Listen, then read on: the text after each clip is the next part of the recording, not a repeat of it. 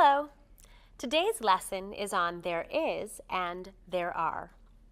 But first, let me show you a photo of my apartment. There is a small kitchen. It's an eat-in kitchen. There is no dining room. The bedroom is small, but there are 2 closets in the bedroom. The living room is my favorite room. There are 3 big windows in the living room. It's very bright. We use there is to talk about singular nouns. For example, there is a small kitchen. There is no dining room.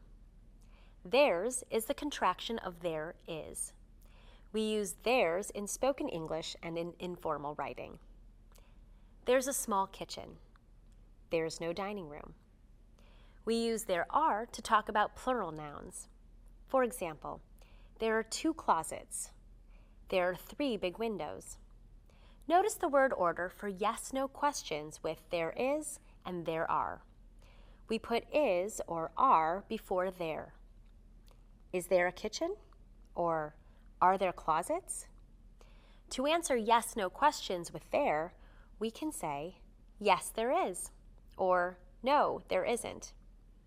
Yes, there are, or no, there aren't. Isn't is the contraction for is not. Aren't is the contraction for are not. We can use the full form no, there is not, and no, there are not, but we mostly use the contractions. We often use the word any with questions with are there and with statements with there aren't.